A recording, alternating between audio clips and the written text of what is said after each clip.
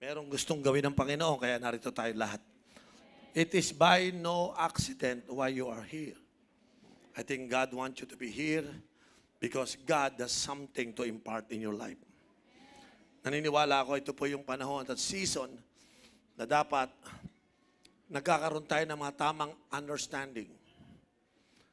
Ang isa po sa pakanan ni Satanas, yung mga Kristiyanong walang understanding. Alam niyo po ba, ang Pilipinas ay napakalakas ng impluensya ng Catholicism.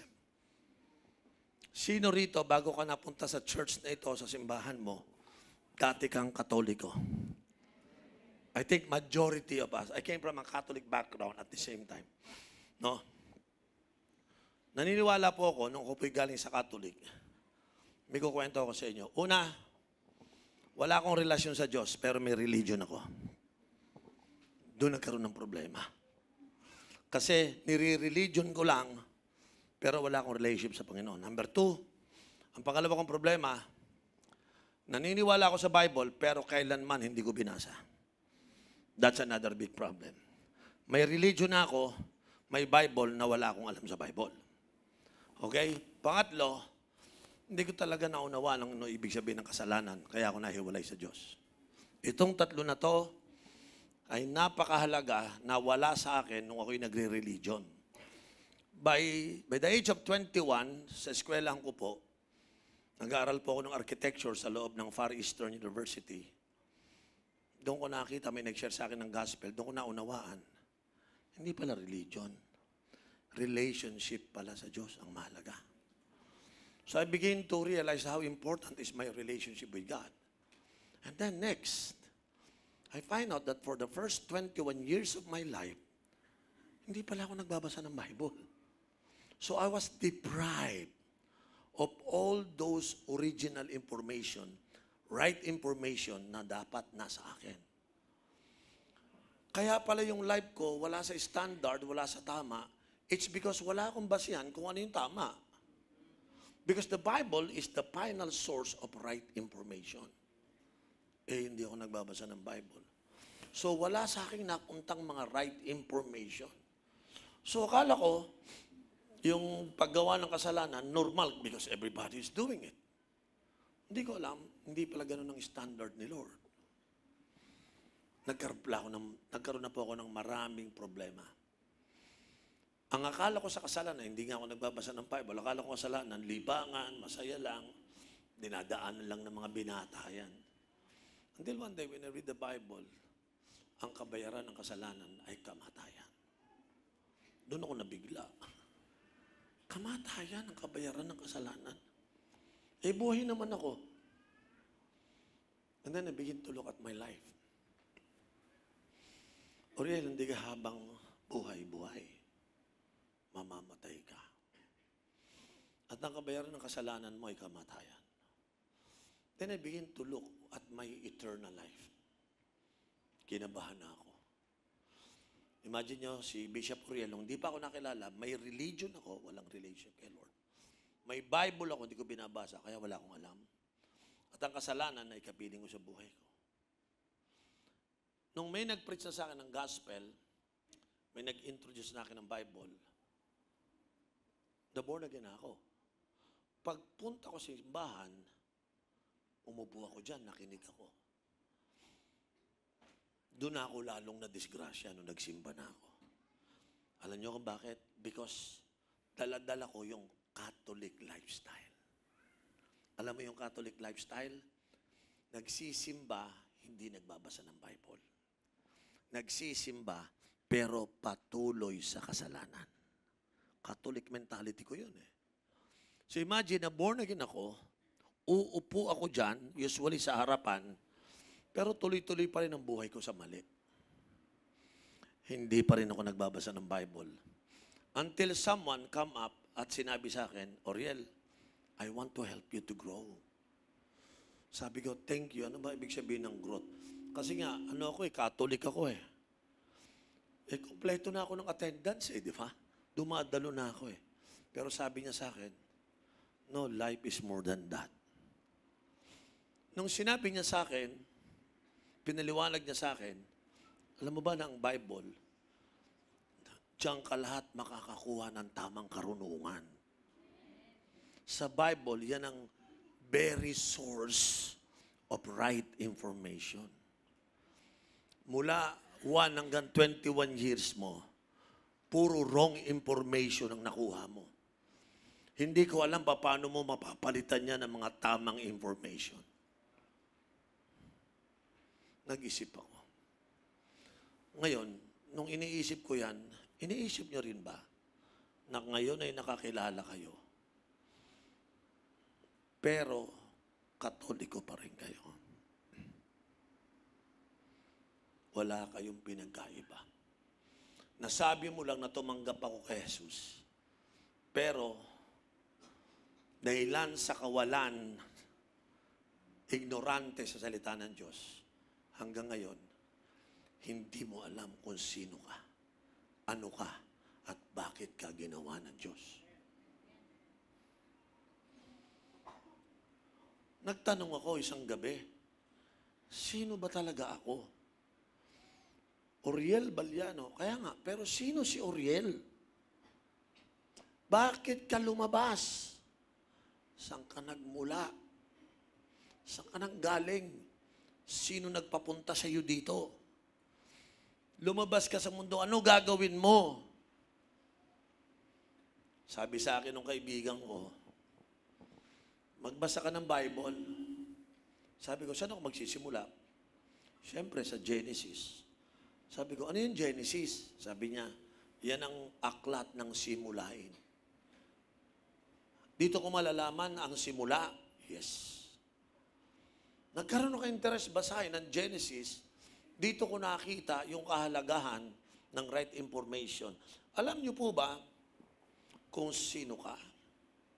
Alam mo po ba yung salitang, what is the original design of God for my life?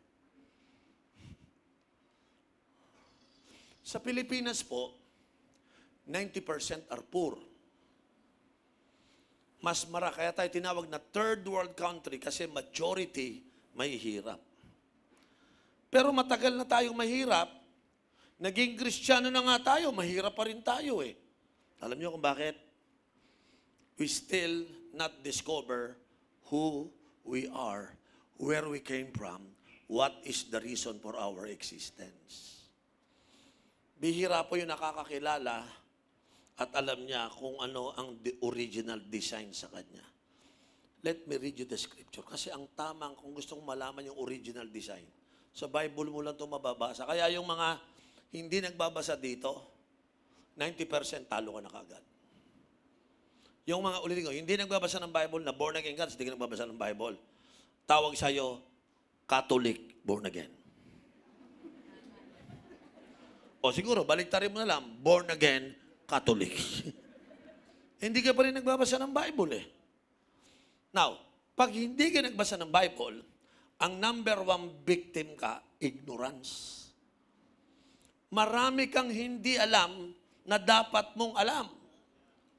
Bibigyan ko ng isang example na na-discover ko nung nagsimula na ako magbasa ng Bible. No? Genesis 1:28. Basahin natin to. Ito yung nabasa ko na yumanig sa katauhan ko talaga. Sabi ng Bible, and God blessed them. And God said to them, be fruitful and multiply, and fill the earth and subdue it, and have dominion over the fish of the sea, and over the birds of the heavens, and over every living thing that moves on the earth. Alam niyo po ba, ito po yung unang creation at si Lord nagsabi, binless sila, and then God said, ano sinabi ni Lord? Be fruitful, multiply, conquer, subdue is conquer, and lead. Ibig sabihin, nung ginawa niya yung tao, meron siyang original design. Alam niyo po ba, ang original design mo, ang buhay mo dapat ay productive. Ngayon, pag mahirap ka, ang reason lang yan, hindi ka productive. Eh, ba't ka naghihirap? Hindi ka kasi productive. Pangalawa, multiply. So, yung pinroduce mo, kaya mong i-multiply. So wala dapat mahirap. Kasi hindi lang siya productive, nagmumultiply pa siya. Halimbawa, nagtrabaho ka, gumraduate ka, ang uno mong salary, 30,000. Naging productive ka, pero sabi mo, dadaling ko to sa next level, gagamitin ko yung power to multiply. Times 10 mo, grabe. 300,000 ang sweldo mo. Kung hindi man sweldo, naging 300,000. Kasi nga, gumagana yung design. Alam nyo, wala dapat ditong mahirap eh. Yung ating ignorance of God's original design, hindi mo kasi alam. Bakit? Hindi ka kasi nagbabasa ng Bible. Are you still here? 4, ano design siya ni Lord? Number 1, maging fruitful. Maging productive. Number 2, dapat nagmumultiply yung whatever you produce. Number 3, nagsasubdue, nag-o-overcome, nagko-conquer. Ibig sabihin, ano mang humarang sa'yo, obstacle, problema, i-overcome mo. Iko-conquer mo lang. At ang pinakahuli, leadership. Now, 4 yan eh. Okay? Sabay-sabayin natin. Ano yung number 1? Lakasan, lakasan. 1. Number 2. Number 3. And then number 4.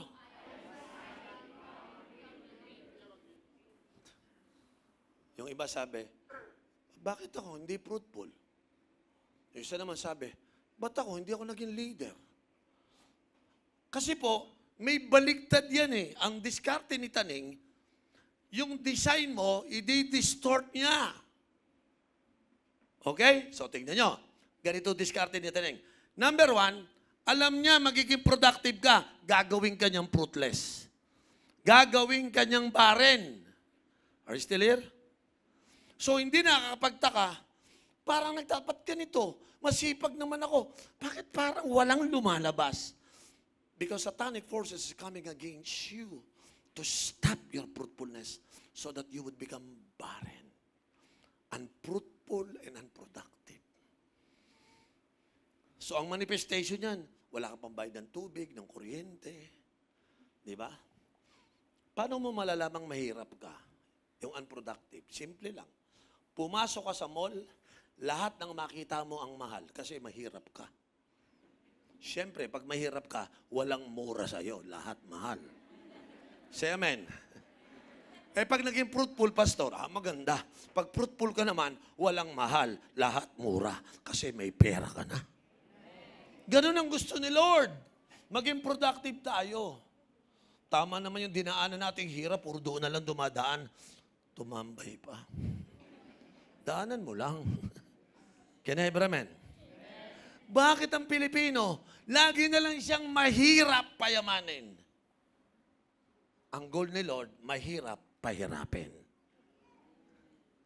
Bakit? Eh kasi gagawin kanyang productive, fruitful, tsaka nagmumultiply eh. Eh, ba't ang hirap mong payamanin? Dapat dumating sa punto, one day, sabi mo sa kanya, one day, sabi mo nga sa kanya, one day, magiging mahirap na akong pahirapin. Bakit? Gagawin ko na yung design ni Lord sa buhay ko. Hindi ako may sabi nito yung Bible. Di ba sabi ko sa'yo, ignorante ka kasi sa Bible, hindi mo alam yan. So, laging tingin mo, ito na ata talaga ang gulong ng palad. Di ba ganyan? Tama. Sabi mo, siguro ito na talaga ang guhit ng aking palad. Swerte-swerte lang talaga. Yung mga ignorante sa design, paswerte-swerte ka lang. Pero sa totoo lang, ang tindi ng potential mo. Can I have amen? Sino sa inyo nakaka-recover kayo ngayon? Grabe. Tingnan mo katabi mo, sabi mo sa katabi mo, sabi sa kanya, I am dangerous. Matindi ka pala. Taas yung kamay, naniniwala, one day magiging productive ka. One day magmumultiply ka. Hindi naman tayo inuuto ng Bible. Yun ang deklarasyon ng Bible eh. Say amen. May dalawa dito. Alam yung dalawa? 3 and 4. Sabi dyan, I am designed to conquer. Tsaka yung pangalawa, I am designed to lead. Alam nyo ba, maliban na maging leader ka, hindi ka magiging productive. Maliban na magaling kang mag-conquest, hindi ka mag-multiply. Kaya yung iba sa atin, naka-stuck. Lolo mo mahirap, tatay mo mahirap, ikaw continuation. Ikaw yung palatandaan na tuloy-tuloy lang. Sino sa inyo willing maging simula ng bago? Eh kasi yung mga lolo't lolo mo, tatay mo, hindi naman nila itong alam yung original design eh. Eh bakit? Eh umuupo lang naman sa church yun, hindi naman nagbabasa ng Bible yun eh. Mapalad kayo, dumating kayo dito, nakabasa kayo ng verse na ito. Tapos yung nagpapasalam, buti na lang pare, nakarating ako. Tindi ko pala. Ha? Tindi mo yung katabi mo, tindi mo pala. Ha? Sabi mo, you are fruitful. Sabi mo, you will multiply. Sabi mo sa kanya, you will conquer and lead. Ganyan po katindi. Ha? Yung iba ho kasi mga Pilipino, kaya tayo na-stuck kasi wrong information lahat ang nakuha natin. Naalala ko yung ama ko, meron siyang pono, yung araw, di plaka, halin yung plaka. May karayom yun, igagano ng tatay ko yun, no? Pag galing siya sa opisina, pag uwi sa bahay, patutugtugin niya yung pono. Paglagay, nako, born free. Ganun mo nung araw eh, no? Tama. Eh, inabot ko na Justin Bieber eh. Iba. Tsaka mga K-pop eh, no? Si Pastor Rapi naman, inabot niya April Boys. Tsaka si Pastor Alan, mga April Boys yan. Yung mga kanta ba, hindi ko kayang tanggapin na mawawala ka nga sa akin. Pagpalagay natin yun ang kanta. Alam nyo, yung plaka, pag tumutugtog yun, pagbago, tuloy-tuloy, walang sayad. Pero pag naluluma, minsan nalalaglag, nagagasgas. Pag nagasgas yun at tinurok mo na yung karayom at umikot na, yung gasgas, malulubak, may stuck. Eh, nung unang tugtog, tindi nung kanta eh. Hindi ko kayang tanggapin na mawawala ka nga. Eh, tumalon. Bumara. Na-stuck. So, ang tunog ganito, hindi ko kaya. Ba't pa ulit-ulit? Hindi ko kaya. Tignan mo yung katabi mo. Pag na-stuck na yan, ganyan na buhay niyan. Kaya mong bumili ng bahay? Hindi ko kaya. May pambayad ka ng kuryente? Hindi ko kaya. Paano yung mga anak mo mag-aaral? Hindi ko kaya. Paiikot-ikot lang, nakabara kasi. Sino sa inyo ngayon ang na-stuck? Ang ganda ng design, pero stuck. Hindi maiwasan yan kahit sa mga born-again people, kahit sa mga Christians. Naka-stuck, ang hirap. Bakit? Siyempre, pag nalubak ka dun sa lugar na yon, lahat hindi mo na kaya. Na-stuck ka na ron eh. Makabili ka kaya ng kotse? Hindi ko kaya. Makabili ka ng bahay? Hindi ko kaya. Sapatos? Hindi ko kaya. Lahat hindi mo kaya kasi nalubak ka na ron eh. Say amen. Yung tatay ko, pag gano'n na nangyayari, sinisigawan na, Oriel, yung plaka, paulit-ulit. Ano po gagawin ko? Tapikin mo. Gaganunin ko yung turntable. Hindi yung plaka, yung pag ginanong ko na, tatalon, lalagpas. Yun, iikot na ulit. No? Tama.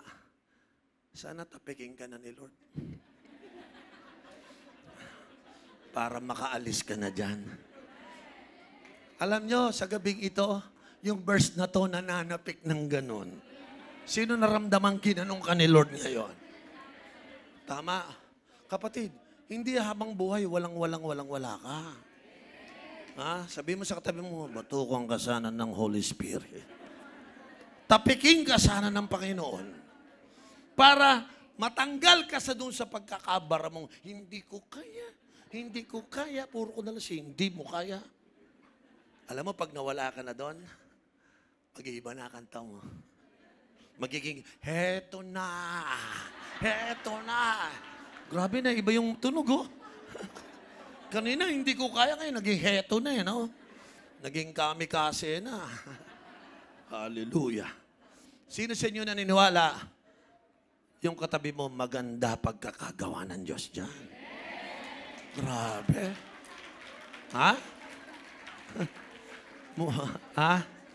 Yung mga lalaki dito, mga babae, makinig kayo ha. Yung mga lalaki dito, hindi mo siya mamalitin sa mukha. Sabi niya, ayoko niyang pangit niyan. Dapat sabihin mo, pwede na yan. May design yan eh. Ha? Ang buhay ng mga lalaki, wala ho dun sa panlabas. Nasa design. Kaya pag nakita niyo yung lalaki nanliligaw sa inyo, mukhang walang pera, mukhang walang pahirap, hindi pa lang lumalabas yung design. Pag lumabas yung design niyan, kahit itanong nyo sa misis ko. Nung niligawan ko si Ate Jer nyo, yak, sabi niya. Yak. Nagbasa ng Bible, sabi niya, let's wait.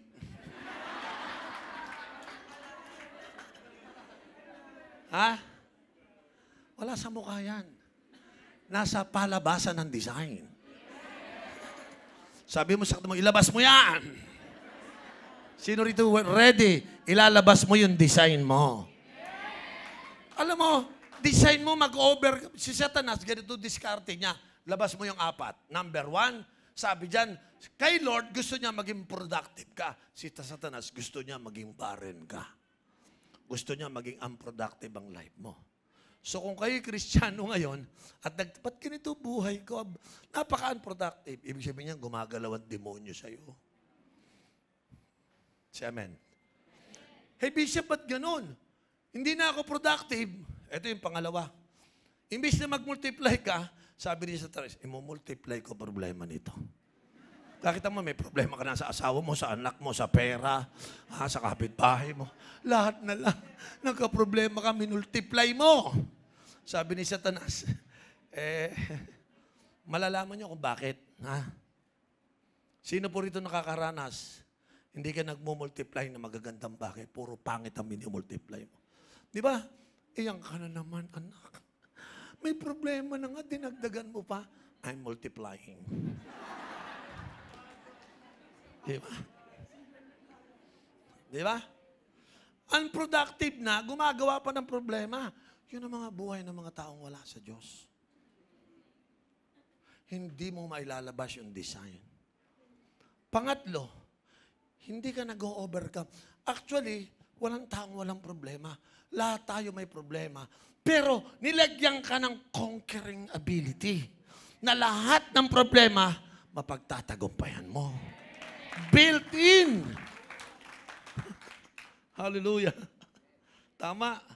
Kahit anong pangit na mukha mo, ma-overcome mo yan. Hindi na nga namin matanggap, ikaw pa. Sino rito kaya mo nang tanggapin yung mukha mo? Hindi ko kaya. Hindi, kayang-kaya mo yan. Amen? Grabe, problema lang sa pera, natataranta ka. Overcome. Di ba? Minsan, may mga taong they do things against you and you are hurt. You are in pain. Pero wag mo nang patulan. Overcome mo. You can conquer that experience. Say amen. Leading, yung pang-4, sabi ni Satanas, sabi niya, gagawin ko tong unproductive. Pangalawa, mumultiply ko problem nito. Pangatlo, tatanggalin ko lahat ng lakas ng loob niya na ma-overcome niya ang problem niya. At yung pang-apat, sabi niya, follower ka lang ha, huwag kang maglilid. So sa simbahan, imbitahin ka, nakaupo ka. Gusto mo mag-train para maglilid? Ano lang ako? Chuwari-wari-wap lang po ako. Ano pa? Pwede ako sa chuwari-wari-wap. Sa ano ba? Pwede po ako mga pa-achoy-achoy lang. Gano'n. O sa ibang term, ako lang po ay follower. But you are designed to be a leader. Di ba? Gaano karami sa simbahan, nakaupo kayo, but you are 100% useless. Because you never take leadership role. Naintindihan niyo ako? So pag pumunta ka sa simbahan, ilan yung meron nito na alam niya at pinapamuhay niya? Konti lang. Konti lang. Siguro isa ka dun sa mga hindi nga nakakuha eh. Pero alam mo, sa gabing ito, dinadala sa inyo, Lord, ng mensahe na you are not an ordinary man. You are a very special man na meron itong nakalagay sa'yo. Kasi you are an original design. Tama. Sino may ballpen? Pero nga muna, kapatid ng inyong pen. Ayan. O yan, ito. Ito originally, ang design nito, sumulat. Ng kanta, ng tula, ng awit, sumulat ng aklat. Ito yung original design niya, panulat talaga. Naintindihan niyo ako? Ngayon, may mga kasi ginagawa tayo na talagang nakakapagtaka. Yung kaninang tagasulat, ginawang pangkamot. Pero effective naman, di ba? Nakakakamot ng sarap. Pero hindi yun ang original design. Sino sa inyo ngayon, ikaw ay pangkamot ka lang? Nahiya ka pa, ha? Di ba ikaw yung pangkamot ng boss mo? Di ba ikaw yung pangkamot sa pamilya mo? Because you never fulfill your design. Sana marami ka nang naikwento, no? Sana marami ka nang naisulat na tulat, awit. Pero, pinangkamot ka lang. Bakit? You don't understand the original design. Sabi, sino rito yung hindi ka napapayag na chuwari-wari-wap ka? Sino hindi ka napapayag na achoy-achoy ka lang, di ba? Sa Pilipinas kasi, mahihirap tayo, utak natin mentality, trabahante, alila. Eh siyempre, inalila tayo ng mga Kastila. Inalila tayo ng mga Amerikano. Inalila pa rin tayo ng Hapon. Inalila rin tayo ng mga Chinese. O ngayon, naniwala ka naman na alila ka. Balikan mo, nung ginawa ka na Diyos, alila ka ba? Hindi naman Eh, ba't nagpapaalila ka? Kasi, hindi mo pa nadidiscover, nare-recover yung original design mo. And I'm here standing in front of you. I am a pastor who is concerned about your life. You are not an ordinary man. You are especially created by our God. Bro, sino mayroon ng ballpen? Thank you. Pag-aralan nyo to. So, ang tanong ganito, Pastor, bagamat statement ng Bible yan, parang sa akin, hindi nag-work yan. Eh, i-work natin yan. Sino gusto yung malaman paano ito nag-work? Ito gawin mo. Di ba verse 28 yun? I-atras mo sa verse 27. Kapatid, lagay mo yung verse sa verse 27. Tapos, i-atras ka ulit sa verse 26. Ganyan ako magbasa ng Bible, pabalik, pababa. Yung iba kasi, sila Pastor Rapi, puro paabante yan Ako pabalik. Nakita ko, may ibang epekto. Genesis 28, yun ang design. Pag binasa nyo po ang verse 27, tingnan nyo to So God created man in His own image. In the image of God, He created him. Male and female, He created them. Wait. Ang tao pala, nung ginawa siya nung una, kinreate siya sa image niya. 26, iatras mo. Ito yung sinabi sa verse 26. Then God said, let us make man in our image and after our likeness. And let them have dominion over the fish. Ito yung sinabi sa verse 28, pero inuna niya yung let us make man in our image after our own likeness. Sa simpleng salita, ginawa tayo nakawangis niya at kamukha niya. Balik mo yung 28. Dahil nakita niya yung ginawa niya, kamukha niya. Verse 28, lagay mo. Galing o, kamukha ko. Kawangis ko. God said, and God blessed them. Anong ibig sabihin? Bakit niya binless? Kasi nakita niya yung sarili niya sa kanyang ginawa. Are you listening? The word blessed there, sa salitang Hebrew, sabi niyan, I activate what I have planted in them. Ibig sabihin, there is something in the life of His creation na siya rin ang mag-activate. At yung i-activate yan, yun ang totoong blessing. Hindi siya namimigay ng pera, nag-activate ng productivity, ng multiplication. Are you listening? Ng conquest at ng leadership. Ito yung hindi natin natutunan ng Katoliko tayo. Kasi hindi natin alam yung design. So sa madaling salita, ganito. Bakit niya inactivate? Bakit niya binless? Kamukha niya. Alam niya paano ma-activate yung productivity mo, multiplication? Behave. Dapat makita na ang buhay mo, araw-araw, nagiging kawangis ni Jesus. Yun lang ang requirement. Pag nakita ka, na matino ka, hindi ka na nagyoyosi, umiinom, nanloloko, nang-i-scam, you begin to become humble, you begin to be loving, full of mercy. Sabi ng Lord, kamukha ko to. And God will bless you. Huwag ka namang umasa na lahat ng kasalanan ginagawa mo, magpapabless ka pa. Ano yung ginagawa mo lang ng kalokohan? I-activate ko pa yung fruitfulness mo? Hindi gagawin ng Diyos yun. Sino mga ina-activate niya? Yung mga taong nag-change from glory to glory. Yung mga araw-araw, ang goal mo maging kamukha ng Panginoon. Madali lang naman yan kung papasok ka sa bahay mo. Pag pumasok ka sa bahay, sabi ng nanay mo, demonyo ka, dumating ka pa. O, malabo na yan. Napagkamalang kang demonyo eh. Nanay mo nga, akala ka demonyo ka eh. Lord pa kaya. Di ba? Bawa, pumunta ka sa church, yung pastor mo, pagdating mo, ito na naman yung problema. Lord, anumang masamang espiritu ang pumapasok sa simbahan ngayon. Sawiin mo, I apply the blood of Jesus. Pero mo, pagdating mo, nagre-review ka yung mga tao. Ano ibig sabihin nun? May ibig sabihin yun. Iba yung pag dumating nga, oy, sister, pinagpala tayo. Andito si sister ngayon. Sino sa inyo pagdating mo, isa kang pagpapala? Yun ang mga bine-bless ng Diyos. Yung hindi ka pasaway, hindi ka matigas ang ulo.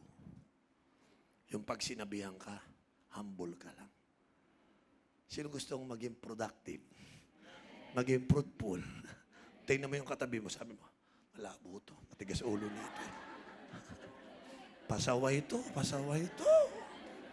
Ha? Sabi mo nga sa katabi mo, noon yon. Sabi mo sa kanya ulit, noon yon. Pero ngayon, I will be living in the likeness of my God. Hallelujah. Amen? So sa madaling salita, lahat kayong narito ngayon, lahat kayo ay may potential. May potential kayo maging great leader.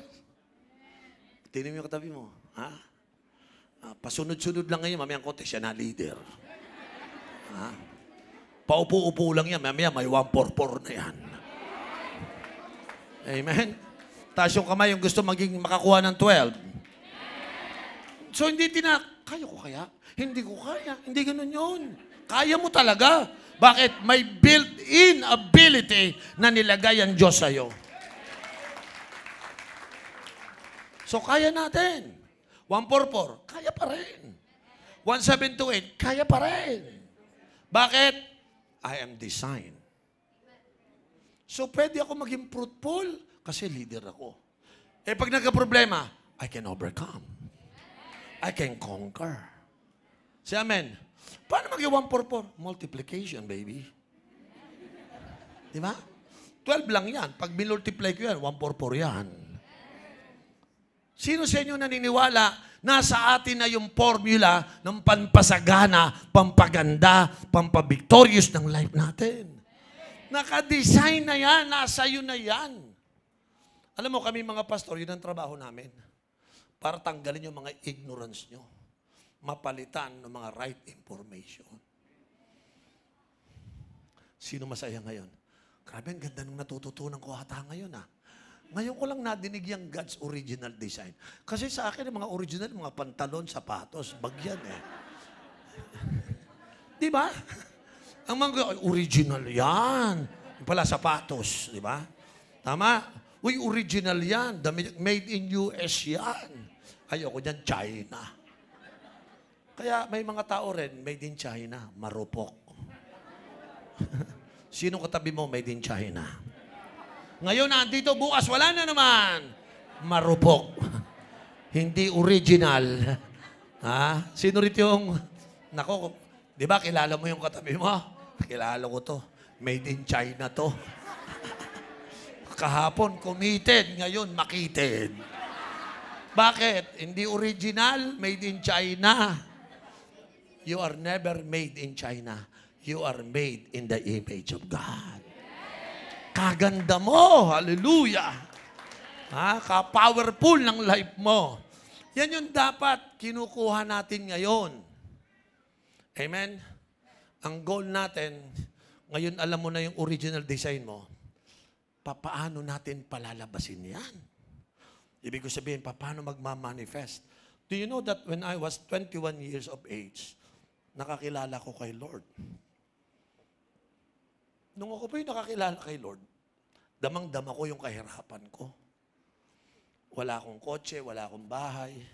Nagpastor ko. Natutulog lang ako minsan sa stage ng simbahan. Walang-wala talaga. Pero nung na-discover ko dong original design, noong pa man alam ko na, hindi ako mananatiling wala. Kasi may design sa akin na maging productive ako. 36 years na po akong pastor. Ngayon po ay 62 years old na ako.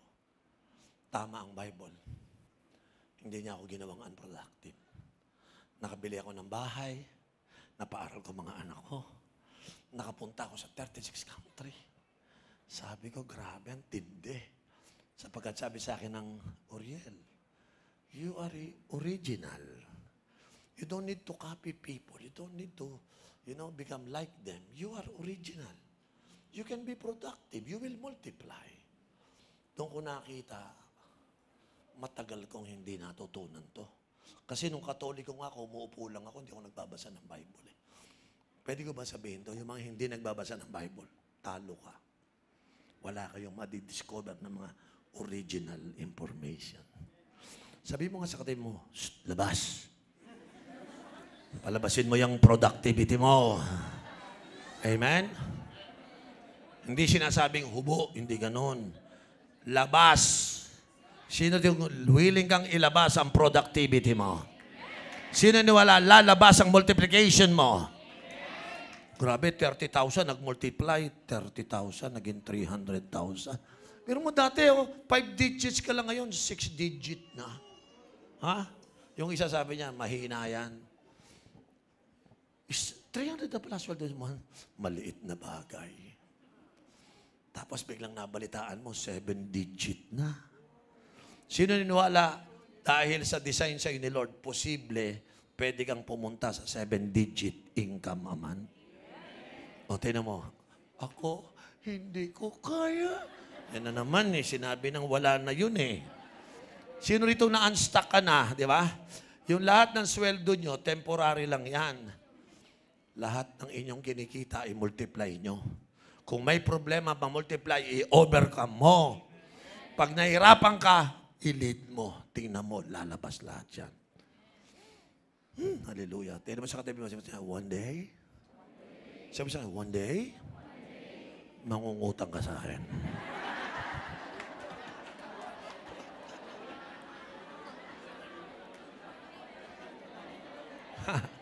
Sister, tumatawa, oh. Hoy, magpapautang ka, ha? Mautangan nyo yan. Palakpakan natin ang Panginoon. Itong month of May, I want you to listen very carefully. Si Bishop Oriel, lagi ako nakapokus doon sa aking primary 12. Lagi ko silang tinetrain. Gusto ko gumaling sila. But one day, God spoke to my heart, Oriel, hindi pwedeng puro lang yung primary 12 ang tuturuan mo. Meron kang mga emerging leader na pag hindi mo sila binigyan ng time, hindi sila lalabas. Di ba sabi mo, productive sila, multiply sila? But you need to take time and understand who they are. Kaya ito pong month ng May at June, umaarangkada ako doon sa aming mga emerging leaders. That word, emerging leaders. Isa pa po, emerging leaders. Sabihin mo nga, I am an emerging leaders. Bakit ka emerging? Pare, magmumultiply ako eh. Ha? Mag-grow ako, magmumultiply ako, magko-conquer ako, maglilid ako. Ako yung emerging leaders. Are you listening? So sa oras na ito, gusto ko maunawaan, meron ng potential sa loob mo, leader ka na, palalabasin lang. So may babasahin akong Bible para makita nyo to. 2 Kings chapter 6. Okay, verses 1 and 2. Sabi ng Bible ganito, now, the sons of the prophet said to Elisha, sino yung sons of the prophet? Ang sons of the prophet, they are the student prophet. Ibig sabihin, yung sons of the prophet, sila yung emerging leader. Yung emerging leader, kinakausap yung experienced leader, si Elisha. So ganito nangyari. So the sons of the prophet, the emerging leader, said to the experienced leader, Elisha, see, the place where we dwell under your charge is too small for us. Verse 2. Let us go to the Jordan, and each of us get there a log, and let us make a place for us to dwell there. And he answered, go. Tingnan niyo itong verse 2, dalawa. Meron ditong mga inexperienced potential emerging leaders. Lumapit sa experience. Ang simbahan is composed of experienced leaders plus emerging leaders. Yung experienced leaders, konti lang yon. Pero yung emerging, madami. So dito si Elisha, isa lang siya. Pero yung sons of the prophet, madami sila. Now, tingnan niyo po ito. Ano ang sabi? Balikan mo verse 1. Ano sabi sa verse 1? See, the place where we dwell under your charge is too small for us. Napansin ko, ang nakahalata, we need more space. Hindi yung experienced leaders. Alam niyo kung sino? Yung emerging leaders. So sabi nila sa verse 2, Sir, pwede pa kami pupunta doon sa Jordan River. Sa mountain ng Jordan, ano siya say? And each of us can get a log, and let us make a place for us to dwell there. Gagawa kami ng malaki. Siguro sabi ni Elisha, sabi niya, okay, sige, go. Pero nag-iisip si Elisha dyan eh. Bible school student to, hindi naman to mga engineer. Engineer ba sila? Hindi. Arkitekto ba sila? Hindi. Contractor ba to? Hindi. Pero nagtataka ako, itong emerging leaders, meron silang gustong gawin na hindi naman pa nila nagagawa. Nakikita niyo mga emerging leaders. Eh kahit sila, walang pinag-aralan, hindi engineer, hindi arkitekto, pero meron silang productivity, multiplication. Meron silang conquest at meron silang leadership. Ano sabi sa verse 3? Una, sabi niya, sige, go, alis kayo. Nakakatuwa itong leaders na to, no? Ha? Hindi niya pinipigilan yung emerging leaders. Then one of them said, be pleased to go with your servants. And he answered, I will go. Yung mga potential leaders, yung mga emerging leaders, sabi niya, punta ho kami sa Jordan. Sige, punta kayo. Gumawa kayo, okay lang sa akin. Sige, sige, tuloy kayo. Eh, sir, pwede bang samahan mo kami? Sabi niya, sige, sama ko. So, sumama yung experienced leaders dun sa mga emerging leaders. Sino po naniniwala? Bawal gumalaw ang emerging leaders nang wala kayong experienced leaders. Sa Old Testament, pag nagbabasa ako ng Bible, laging ganito. Tuwing may hari, may kasamang pare. Tuwing may king, may kasamang priest. Kasi yung priest, yun ang nag-guide sa king. Please get that. Yung king, lagi may prophets. Hindi yung prophets may king. No, no. Yung king may prophet. Yung king may priest. So, sinama nila yung prophet na Elisha. Verse 4. Sabi ng Bible, so, he went with them. Sumama siya. And when they came to the Jordan, they cut down the trees. So, ginagawa na nila. Yung sinabi nila, pupunta kami sa Jordan, ginagawa na. Pagdating po ng verse 5, but as one was felling a log, his axe head fell into the water. And he cried out, alas, my master, it was borrowed. So nagpapalakol, nagpuputol ng kahoy, gagamitin sa pagtayo, tumalsik ngayon yung palakol. Alas, sabi niya, hala, nalaglag. O bakit? Hiniram ko lang yun. Nakalagay, oh. Patay ako sa may-ari dito. Nanghiram lang. Halatang bagets eh, no? Nanghiram lang. Eh, siyempre, kung sa'yo mawala, okay lang. Pero pare, yung hiram, tas nawala, malaking problema yan.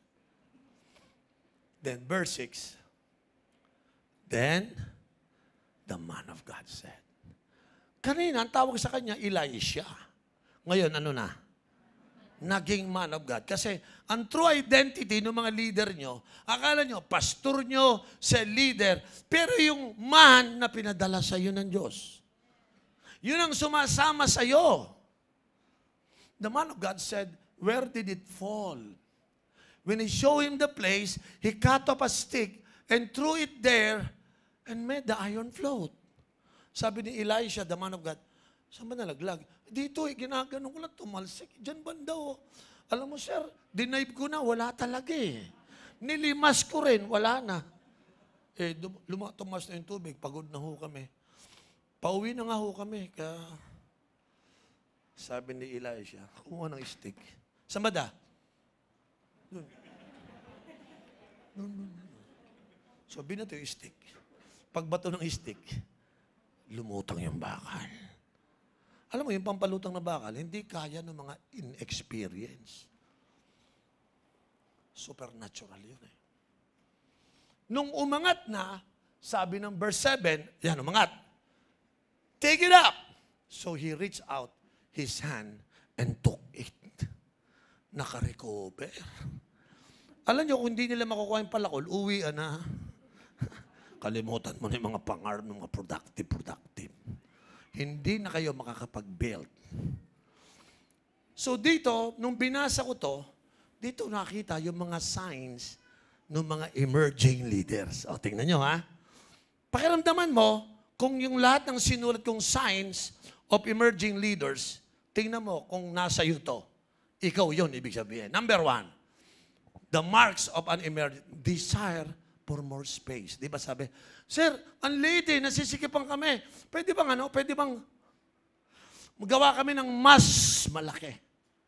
Alam nyo, madali yung malaman na emerging leaders kayo, yung meron kayong dissatisfaction for what you are having right now. Alam nyo, may mga emerging leaders dito. Parang bitin yung sweldo ko. Sino sa inyo nakakaranas nung daplis na sweldo? Yung pag nagsweldo ko, dumadaplis na. Uy, wala na kagad. Dumaplis naman, di ba? Kasi yung sweldo mo, daplisan lang eh. Ibig sabihin, hindi enough. Pag dumaan, bayad din tubig, bayad kuryente, pambili ng pagkain, tapos wala na. Daplis lang. Di ba nararamdaman mo, hindi ka kontento? Alam mo, yung nararamdaman mong dapat hindi ganito eh. Kung 100 lang ang sweldo ko, uy, malamang iba na feelings ko. Yung, sino ba rin, pero matito nakakaramdam ka, hindi ako papayag ng 30. Lord, tulungan mo ako, gusto ko mga 200. Alam mo yung 30,000 na sweldo, hindi nakakabayad ng pangarap.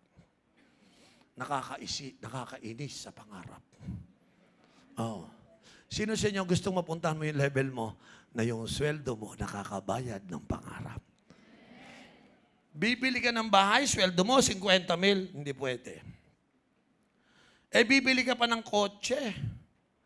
Yung anak mo mag-aaral pa, tapos 50,000 isang buwan. Hindi mo kakayanin. Bakit ko nasabi? Nagdaan ako dyan eh. If you want to buy your house, to buy your car, and to bring your kids to school, mga minimum mo 100 hanggang 150. Or else, puro ka tiyaga. Sige, makakaahon din tayo. Sige lang. Kaya natin ito. Hindi ko kaya. Mamaya kakanta ka na naman, tinan mo. Ang nakita ko, pag ako naghahanap ng cell leader na ite-train, yung gusto ko, yung may desire ng mas malaking environment. Ang sarap i-train yung mga taong hindi satisfied sa kanilang maliit na kalagayan. Kayo ba yung taong gusto mo mas iba yung environment? Ha? Mamayang gabi, pag uwi nyo. Di ba may bahay kayo? Malamang bulok. Bulok, pangit. Sipain mo yung pinto. Sabay, takay yung nanay mo. Oh, ba't mo sinipa? Nay, sinipa ko kasi malapit na tayong umalis dito. Bahay! Ang pangit mo. One day, iwanan na kita. Bakit? I am fruitful. I will multiply. I will conquer. And I will live. Sino naniniwala magkakaroon ka ng bagong bahay? Sino naniniwala magkakaroon ka ng bagong kotse one day? Sino naniniwala, hallelujah, makakapagparal ka ng anak? At higit sa lahat, makakapagbakasyon ka sa Hong Kong, sa Singapore, sa Taiwan. Uy, umalis naman kayo, pinakamalaya mong napuntahan, monumento. Yung iba medyo nag-advance, Baklaran. Isang LRT lang yun sana naman ibang level na tayo. Pwede yung mangyari. Kaya lang magsisimula ka, yung dissatisfaction, para mag-emerge yung leadership mo, ma-dissatisfied ka sa mga nangyayari. So, yun ang unang mark. Pangalawang mark, puntahan natin. Powerful confidence and risk-taking attitude. Alam mo, yung mga nag-i-emerge na leader, meron silang confidence. Magtayo tayo, engineer ka, hindi. Arkitekto ka, hindi. Contractor ka, hindi. Karpintero ka, hindi. Ang lakas naman loob, magtatayo. Pare, I am a leader. Kung may problema man, I will conquer. Alam niyo yung mga ganyang klaseng tao? Unstoppable. Meron ba ditong unstoppable? Ha? Alala ko yung kaibigan ko, nagpunta ako sa Amerika. Sabi ko, nagpunta ko, paano trabaho mo? Hindi ko nga alam eh. Paano ka kikita? Naghahanda pa lang ako. After 2 days, nakausap ko siya, may trabaho na ako. Ano trabaho mo? Magiging ambulance, ambulance driver. Ambulance? Marunong ka mag-driver? Marunong ka mag-drive? Hindi eh. Paano mag-ambulansya? Basta, matututunan ko na lang yan. May license ka? Wala, pero mag-a-apply ako. After a week, may license na. Sabi ko, ang galing Sabi ko, pero hindi ka marunong mag-drive. Hindi, nag-practice ako. Nag-ambulansya siya. Tinawa ko siya, kamusta ka na? Hindi ko alam kung saan ako pupunta kasi naligaw ako eh. Pero, yung apply ng trabaho, may confidence. Alam mo, sabi niya sa akin, di naman ako pababayaan ng Panginoon. Alam mo, ang mga taong lumalabas, nag-i-emerge, yung mga taong hindi mo mapipigilan. Meron silang confidence. Willing silang mag-risk. Ha? Eh, paano ka asenso? Laging trabaho mo pang-atso eh. Kailan ka magiging manager? Kailan ka magiging entrepreneur? Kailan ka mag-start na sarili mong negosyo? Pag kayo puro empleyado, walang yumayaman sa empleyado. Dapat mag-crossover ka. Sino sa inyo nakikita mo sarili mo, magiging entrepreneur, negosyante ka? Sabi niya, ako? Tingnan mo yung katabi mo. Oh, ano sa tingin mo? Ha? Mukha bang negosyante? Ha? Yung iba parang, ako? Yung parang duda ka sa sarili mo, no? Huwag mong kalimutan, may design ka maging productive, mag-multiply, mag-conquer, at mag-lead. Kinakailangan, may confidence tayo. Tanungin ko kayo, marami sa inyo hindi pa sa leader. Naalala ko yung mga potential leader ko sa church. Nagturo ako sa church at ang sabi ko, marami ditong emerging leaders sa dulos. Naku, tuwan-tuwa po yung hindi pa mga leaders. And then, pagkatapos ko magturo, kinausap ko yung iba. Kumamay sa akin, sabi ko, alam mo yung forma mo, mukhang magaling kang sa leader. Bishop, talaga? Nakikita mo sa akin yon? Oo, mukhang magaling kang sa leader. Ganun eh. Ganun yung kilig niya eh. Alam mo, pag sinabi ni Bishop, magkakatotoo. In a matter of 1 year, I see this woman become a cell leader and now she has 3 new cell group leader. Sabi ko, hindi ako nagkamali. Kasi po sa totoo lang, tingnan mo yung mukha ng katabi mo. Oh, ha? Sabihin mo sa katabi mo, manifest. Lalabas na yan, mag-i-emerge na yan, ha? Tama. Sabihin mo sa katabi mo, tapangan mo lang. Dapat may confidence. Sino rito naniniwala, hindi ka pa sa leader ngayon, kaya mong maging sa leader? O, kita mo, may 3. May 3 rito magiging sa leader. Yung iba, tsuwari-wari pa rin. Okay, taas ulit. Sino rito yung magsasabing, pwede akong maging sa leader? Uy, naging 5. Okay, itaas ang kamay, hindi ka cell leader. Pero sa gabing ito, nakita mo yung design. Sabi mo, magiging cell leader ako. Taas yung kamay. Ayan. Yung hindi ka cell leader, pero sabi mo, magiging cell leader ako. Tingnan mo yung katabi mo. Sabi mo sa kanya, tandaan mo yan. Palakpakan mo yung katabi mo na yan.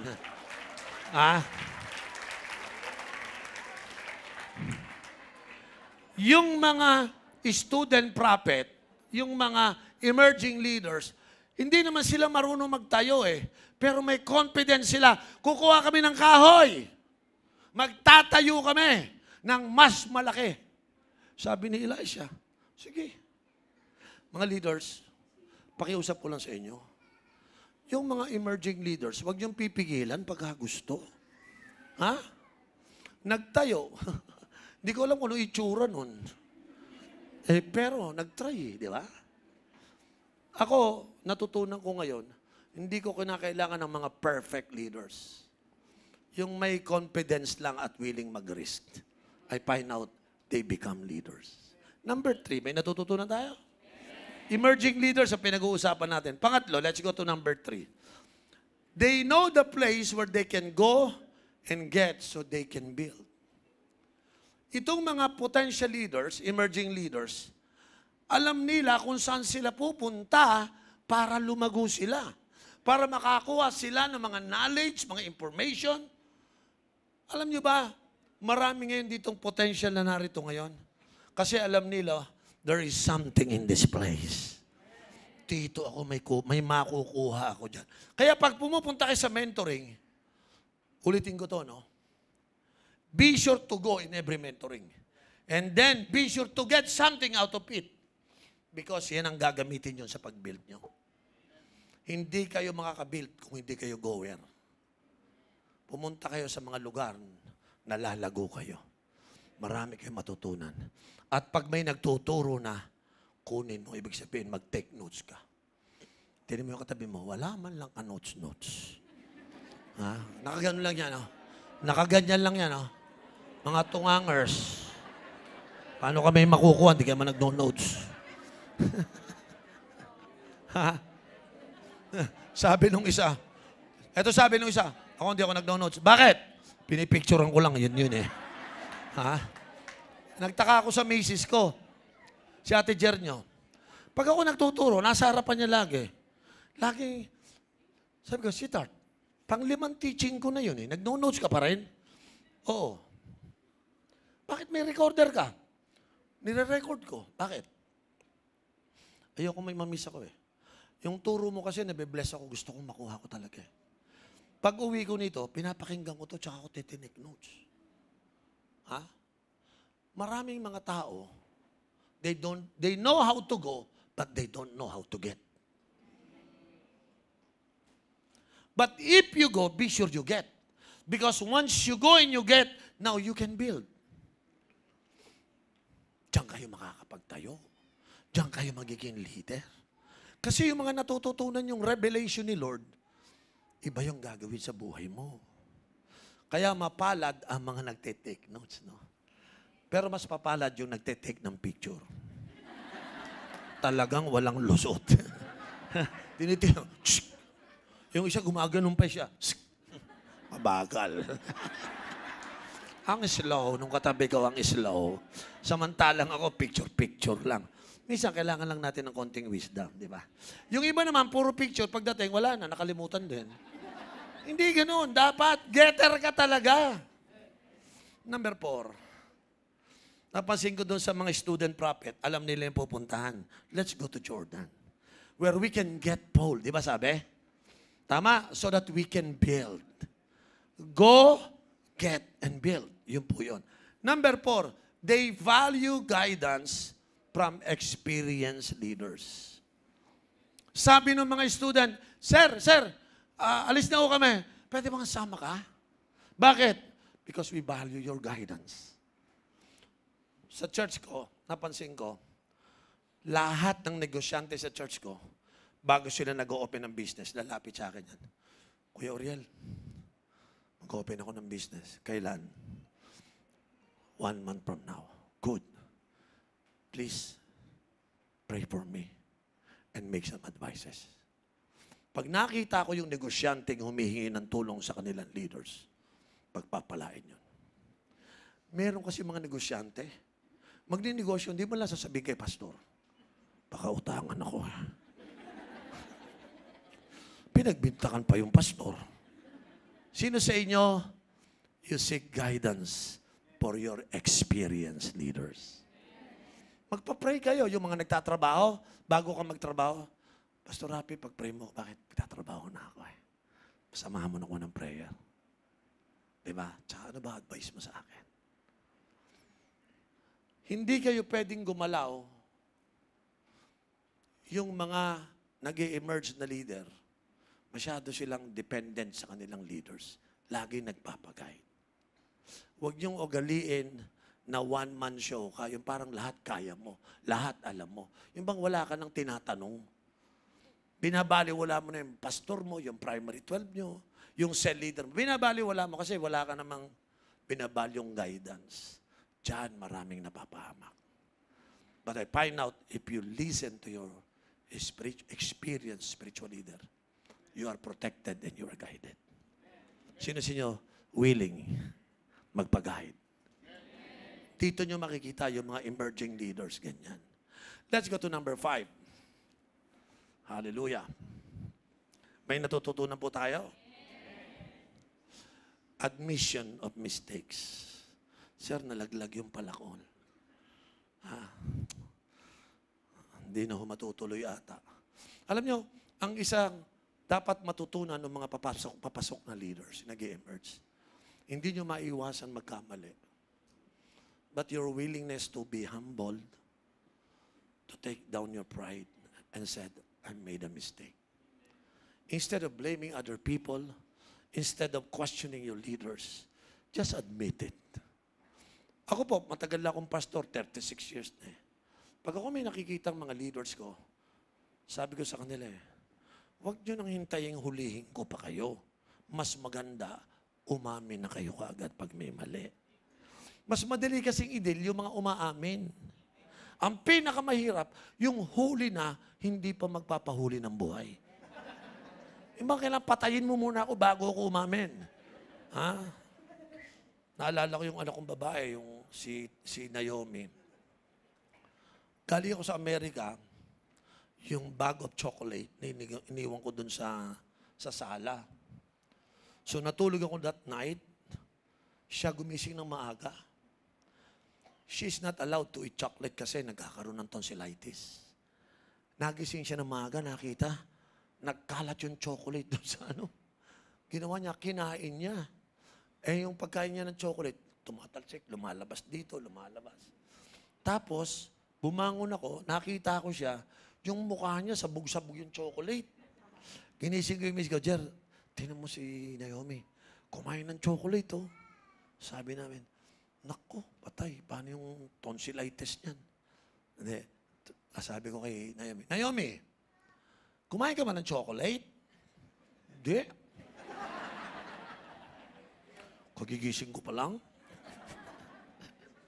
Sino nakaka-relate? Di ba ganun tayo lahat? Yung hindi tayo papahuli, pero baka sa mukha natin. So, sabi ko, hindi ka ba Hindi ka ba kumentyo? Talaga? Di po. Alika, binuhat ko siya. Baliit pa eh. Pumunta kami doon sa salamin. Pagtan. Ay, ang ganda ng buhok ko. Tinan mo, ang ganda. Sabi niya, yes, Daddy, your hair is so good. Pagtingin sa mukha niya, ay, sabi ko, kumain ka ng chocolate? Sabi niya, konti lang. Hindi talaga mapahuli. Konti lang daw. Sabog-sabog sa mukha hanggang no eh. Hindi ko alam, ba't siya ganun ba kumain yung ganon? Kasi ba't ang ganon? May chocolate ka. Yung pala, hawak-hawak dyan, nagtatago siya, gumagano na sa mukha niya. Ayaw niya magpahuli. Because I was hiding because I don't want you to see me eating chocolate. Ganun ba? Sabi ng nanay sa kanya, kinausap siya, we don't want you to eat chocolate because of this. Umiyak, I'm very sorry po. Pinatawad naman, nakuha niyo ako? Paano? Handa ba kayong mag-admit pag nagkakamali? You know, when you fail, you admit, you will learn. Instead of fighting, instead of blaming others, just admit, just humble yourself. I made a mistake. I blew it. I admit it. Ngayon, bahala ka na kung ano gagawin mo sa akin. Basta ako, I will submit to you. Nung nalaglag yung palakol, sabi niya, patay. Nahulog ko eh. Hiram ko pa naman. Diba? So naawa si Elisha. Alam niyo, mas madaling tulungan kayo ng mga experienced leaders nyo pag umaamin kayo, pag nagkakamali, kasi nagpapalusot. Say amen? Ilan na cell group mo? Ang mutin po, mga 16. Oh, ang dami, ano? Bakit parang 3 lang? Hindi po, yung kasi po, yung 14, mga espiritu pa lang na wala pang katawan. Grabe talaga. Ayaw na lang sabihin, 3 lang ang umaten. Gusto niya pa sabihin, 16. Ay, nako. Sino rito ready? Pag papalabas kang leaders, siyempre, yung mga bago, prone sa mistakes. Dahil prone ka sa pagkakamali, bago ka pa lang admit ka lang, tutulungan ka pa rin ng leaders mo. Let's go to number 6. Sa number 6, meron siyang passion and persistence. Nung nakuha nila ulit, tuloy-tuloy. Sa umpisa pa lang, may passion eh. Ayaw namin na maliit, gusto namin na mas malaki, passion yon. Nalaglag na, nagtanong pa rin, ako nalaglag po, tinulungan, tuloy. May passion and persistent. Pag bago kayong leader, there must be passion and there must be persistence. Ibig sabihin, you're not a quitter. You won't give up easily. Kahit bago akong leader, hindi ako basta-basta ayaw. First 2 years, 3 years, 5 years, wala akong sweldo, hindi ako maayaw. No. Sabi ko sa asawa ko, kaya mo pa? Oh, kaya ko. Ikaw, sa'yo nga ako kinakabahan, baka umayaw ka eh. Sabi ng miss ko sa akin, tapos sabi sa kanya, kasi 5 years akong pastor na, ngayon wala pa rin akong sweldo eh. Kaya mo pa? Alam mo sabi sa akin niya sa akin? Pag may calling ka, God will be with you. Yun ang sinabi niya sa akin. God is already involved in your life. There's no way na pabayaan ka ng Panginoon. Huwag mo kong isipin tsaka yung anak mo. Just continue to serve the Lord because our God is involved in our life. Napaluha ako nung sinabi niya sa akin yun. Nung nagbihis na ako, papalabas na ako, wala akong pera, tamang-tama lang. Nung lumabas na ako sa gate, tinawag niya ako, halika. Sabi ko, bakit? Huwag mong kalimutan, there is a God who loves you. Nung sinabi niya sa akin yon, bumagsak yung luha ko. Kasi parang gusto ko na mag-give up eh. Pero mahalaga, may mga kasama tayo na magsasabi sa yung, don't worry, there is a God who loves you. Sino po naniniwala, magkakaproblema tayo. Magkakaroon tayo ng mga bagay na pupurol tayo, mawawala yung talas natin. But don't give up. There is a God who loves you. Yung pinakahuli po, the willingness to be guided and instructed. Ito po yung nakita ko sa mga emerging leaders na ito. Yung kanilang willingness na nagpapaguide, nagpapa-instruct. Hindi sila advance yung talino na wala sa lugar. Sila po yung, dahil bago lang sila, nagpapatulong, nagpapaguide. Nakikita ko po, itong 2025 and 26, dito po sa network ng Grace Testament Church, marami ditong mag-emerge na leaders. But be sure that while you are emerging, bago pa lang kayo, keep positioning yourself to receive instruction. Lagi ko kayo magpa-instruct. Lagi kayo magpag-guide. Huwag ko kayo masyadong aggressive na wala sa lugar. May mga leaders po kayong nilagay ng Panginoon. I call them the experienced leaders. Nandyan po sila, yung experience nila. Share po nila sa inyo yan. Sana sa gabi pong ito, bago ako magwakas, huwag niyong kalimutan, may magandang design sa'yo. At parang there is every reason to emerge as a leader. I pray lahat kayo mag-emerge, lahat kayo, lumabas kayo na isang magaling na leader. Maybe you're not perfect, magkakamali ka, that's okay. But we are ready to say, can you help me? Keep instructing me, guide me. Maniwala kayo, tuloy-tuloy ang pag-emerge mo. Lalabas kang isang productive, multiplying, conquering, and great leader. Amen? Tumayo tayo lahat. I-declare natin to sandali. Kumuha tayo ng tag-iisang kapartner. Kumuha kayo ng tag-iisang kapartner. Sino po may natutunan ngayon? Kuha kayo ng isang kapartner. Okay? May sasabihin kayo sa kanya, i-declare nyo ito sa kanya. Okay? See to it, meron kang kapartner. Dito po sa Grace Testament Church, hindi ko kami tumatanggap ng mga baliw. Yung nagsasalita ng walang kausap, baliw yun eh, no? So may sasabihin tayo, tiyakin mo may kakausapin ka, okay? Ready na ba tayo? Okay, face to face ngayon, face to face. Sabihin mo sa kanya, okay? Sabihin mo sa kanya, kapatid, you will be fruitful. You will multiply. You will conquer. And you will lead. Palakpakan mo yung kaharap mo. Sabihin mo ulit sa kanya to. Ito, iba naman. Sabihin mo sa kanya, kapatid, I will be fruitful. Sabihin mo, I will multiply. I will conquer. And I will lead. Harap ulit sa akin lahat. Ilagay ang kamay sa puso. Do you believe that the God of heaven bring you here on earth for a purpose? I want you to believe and declare it right now sa sarili mo. Sabihin mo mismo sa sarili mo. Do not let somebody tells you na ganito ka. No. Ikaw dapat mismo may ownership ka. Ito ang design sa akin ng Panginoon. Would you like to say this word? Today, I believe that I am designed to be fruitful, to multiply, to conquer, and to lead. I will manifest according to God's design. Let me pray for you. Father, I thank you. As much as you blessed our early fathers, Lord, sinabihan mo sila and God blessed them. You released the Baruch blessing, Lord God. The Barak blessing. Today, I pronounce that you activate, Lord, what you have planted in their life. Today, activate your fruitfulness. Today, I declare, activate your multiplication, activate your conquering spirit, and activate your leadership. Starting today, you are no longer the same. You are now an emerging leaders.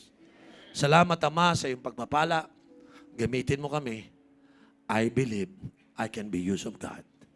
Lord, I praise you and I thank you. In Jesus' name. Amen and amen. Palakpakan natin ang Panginoon.